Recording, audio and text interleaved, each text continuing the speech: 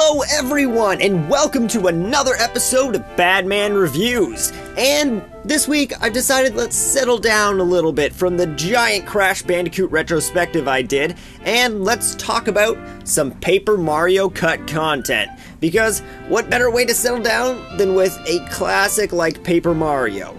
And before you guys start raging in the comments, no, Paper Jam will not be in this video, but when I do review that game, I will talk about any cut content released at the time. And if there's none at the time, then I'll make a small video later on talking about it to cover all my grounds.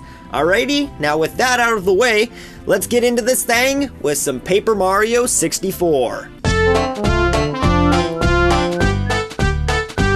Let's begin with my favorite thing to talk about every time, which is the music never used in the game.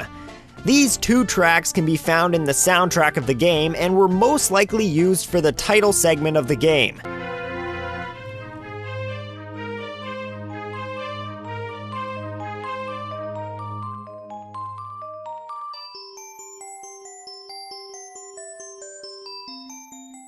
Later into this track, we even have the same Bowser part from the title intro used in the actual game.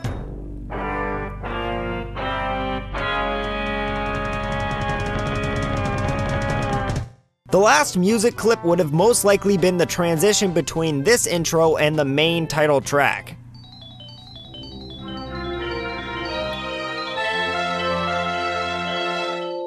Interestingly enough, it seems our hero Mario was supposed to get a little kiss at the end of the game, but the developers at some point decided to screw Mario over and take out this graphic of Peach in the kissing animation, leaving Mario to live a sad and lonely life with his creepy brother for the rest of his life.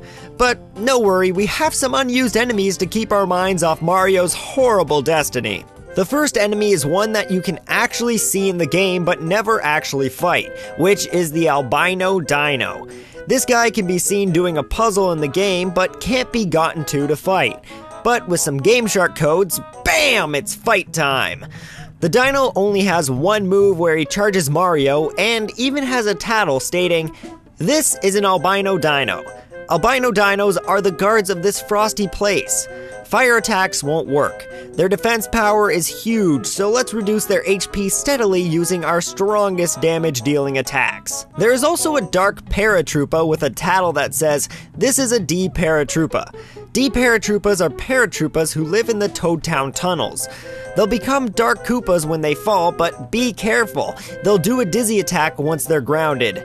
These enemies can be fought using a Game Shark, and they act just like a normal paratroopa, except their attacks are a bit faster. On top of these two, Waka, the poor mole you beat up to gain awesome items, was supposed to get upset with you and attack you after hitting him too many times. You can enter this fight using Game Shark and see the tattle on him that says, "This is a Waka." That bump on his head looks like a donut hole. You probably shouldn't have hit him so much, he looks a little peeved. The only move Waka has causes him to grow a bump on his head and instantly crash the game. Yeah, Waka's a little bit OP. The last few enemies can't be seen in-game, but there are graphics of them that have been pulled from the game's code that include an Aqua Fuzzy, a Red Goomba and Paragoomba, a Blue Bandit, a brighter version of the Ember and Lava Bubble, some unused palettes for the Crystal King, and frosty versions of the Goomba, Koopa, and Pokey that are never seen in the game. Next up, we have some unused items like the Bug Repel that instantly kills any bug enemies but gives no star points. The Hustle Drink allows you to attack twice on your next turn, and the Please Come Back badge seems to indicate that at some point in development, your partners could faint in battle. Also, some key items are also in this list, like the gold vase used for a Moustafa side mission, a Koopa shell used for a Koopa side quest, a Koopa Koop picture used for a Koopa quest, screwdriver for a Goomba quest, forest pass that allowed access to the forest, and a Toad doll which would have been used the same way as the Princess doll. The last thing to talk about are badges, starting with the Smash Charge 0 and the Jump Charge 0, that increase the attack of your hammer and jump respectively by 1. Anger's power is actually really interesting, making Mario a dark red and giving him an angry sprite and increasing his attack power by 6. but he is set in auto attack mode, making it so you can only control your partner during this time. Next is the Right On badge, which makes it so every time you attack, you will always land a perfect. Alongside this are the Perfect Step and Perfect Strike badges, which allow you to do a perfect jump or perfect hammer attack respectively. And that's not all. We also have the Happy Heart badge, which works a lot like the Happy Heart badge, except it recovers 3 HP instead of 1. The Super Get badge behaves somewhat like the HP Drain badge and will decrease Mario's attack power by 2, but recover 2 to 5 HP after every attack, and will continue to heal you even after you've reached max HP. The Multi-Bounce badge allows you to attack multiple times in a row without having to input any action commands, while the Total Economizing badge will lower the FP cost of any move by 2 points. The Begone Jump and the Begone Strike badges increase the damage done by jump and hammer attacks by 3 damage respectively. The Power Smash badge is exactly like the Mega Smash badge, except it uses 6 FP instead. Super Focus is also a lot like this, where it has the same effect as Deep Focus, but uses 5 BP instead. There's also a hammer version of Shrink Stomp called Shrink Smash that requires 2 FP to use. Shell Crack is a badge that uses 6 FP and does a normal hammer attack. And Kaden is a flower-looking badge that has no use because there's nothing coded into it. The last 3 badges include Earthquake Jump that uses 2 FP and has Mario jump up and down repeatedly in the center of the field, hitting all ground enemies for 1 damage each time he lands. And funny enough, if you use this with the Right On badge, Mario will jump non-stop until you reset the game. Next is the Attack FX F badge. This purple sound effect badge makes the sound of the bushes from Forever Forest and is completely finished but was never used in the game. Similarly, the Healthy badge is also finished but is probably just an early version of the Feeling Fine badge, since its effects are exactly the same. And wow, that is a lot of badges to go over. We've only just started and I feel like we've covered so much already. But we've only just begun, and now it's time to hop in to my favorite Paper Mario game, the 1000-Year Door. So, hopefully we can find some cool stuff in this awesome Paper Mario game.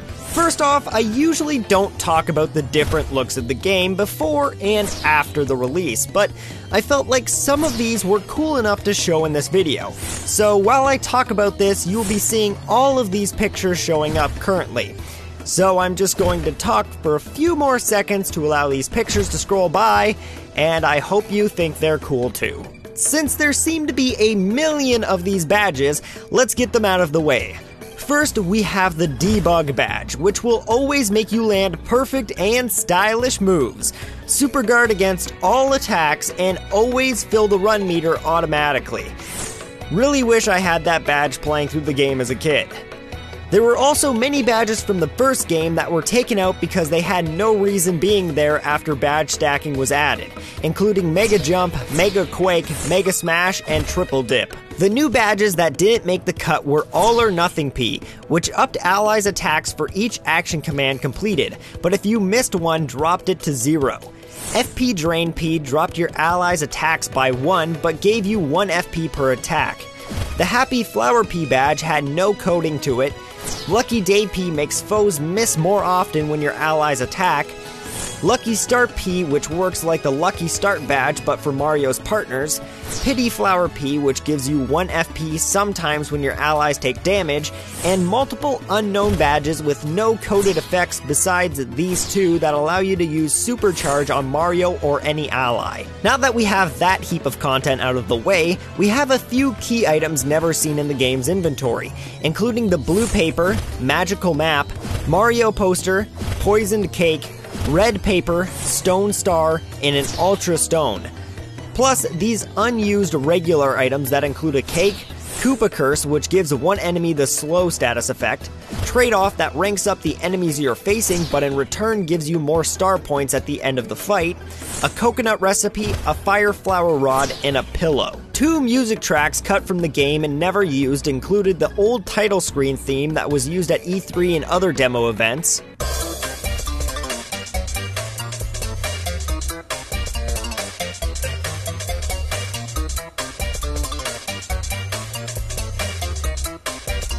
and a soundtrack for Riverside Station.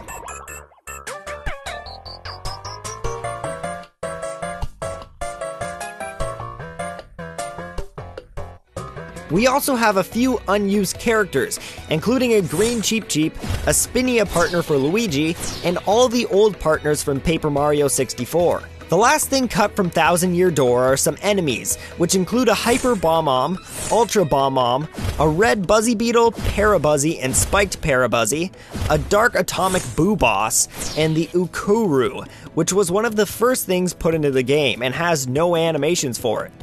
Oh, and I guess Peach was supposed to be able to use the dressing room at some point that made characters look like old classic sprites. Now that my favorite game in the franchise is out of the way, I think it's time to move on to Super Paper Mario! A game that at first kind of had the fans split half and half on what they thought about it.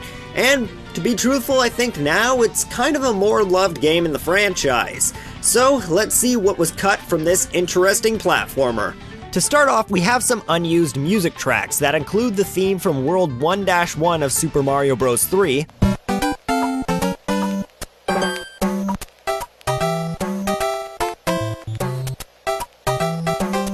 a short unused tune that was most likely used for the Happy Flower item when activated,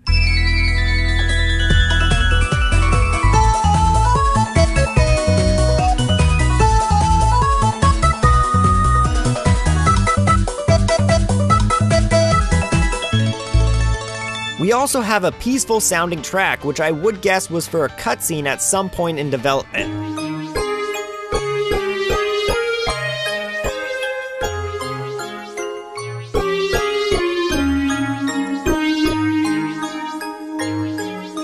And another track that would have been used as an opening track for one of the chapters throughout the game.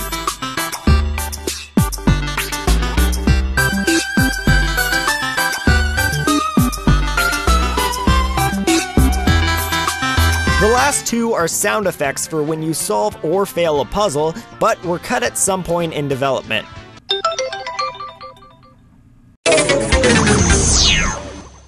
There are also some interesting sprites left over in the game's code that were to be used for the GameCube version of the game before it was scrapped.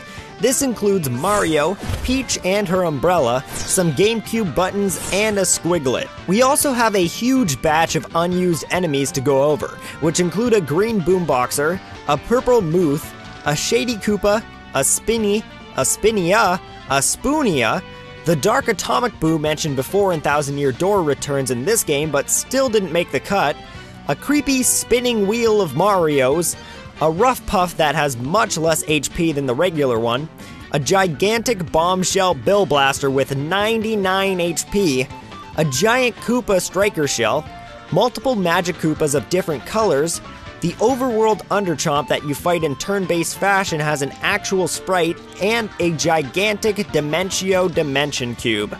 Alongside these unused enemies, there are also some unused graphics for a Fly Guy, Kamikaze Goomba, Monty Mole, Spear Guy, Stilt Guy, Underchomp, and a Wiggler. And sadly, here we are at the end of the line with only one more stop to make, which is Paper Mario Sticker Star.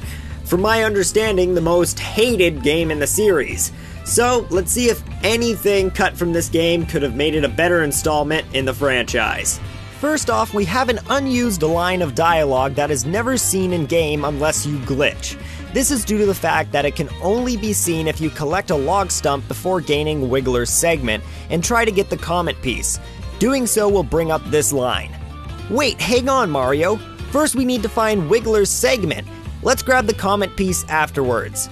The reason you will never see this is because without glitching, you must fight the Wiggler segment before you can get to the tree stump scrap. Also, the enemies Fishbones and Lakitu were most likely supposed to be fought at some point in the game, since they both have sprite animations for the game's various status effects.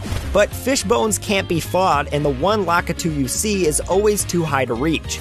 Interestingly though, there is a sprite of a fishing rod stored with the Lakitu graphics, so maybe at some point he followed you like the Lakitu in Mario 64. We also have some unused stickers that include a larger leaf, a piranha plant most likely used for attacking, a rock that would have been used like the pebble in Paper Mario 64, a spiny egg, an unused Super Leaf sticker that was replaced by the tail sticker, and a bunch of unused scraps that would have been used throughout the game. There were also a few things cut early in development, like a maze made of playing cards, a pretty cool looking Monty Mole boss, and the most interesting out of the bunch, a Chain Chomp partner, which hints that at some point Mario may have had partners in this game before they were sadly taken away by the developers, who wanted all of our hopes and dreams to die. And that's everything for Paper Mario. I hope you guys enjoyed this video and learning all the cool new stuff, because I know every time I make a video, I love learning everything about these games that I didn't know before. Plus, don't forget to check out my second channel where I make Let's Plays. I'm currently playing through Crash Twinsanity, and next week I'll be starting Xenoblade Chronicles X. I know I'm not that good at Let's Plays yet, but you know, check it out if you want. Thank you guys, and until next time, I'll see you all in the next video. I just have to give a huge shout out to my super Patreon supporters, because without you guys, I would not be making the content I am right now.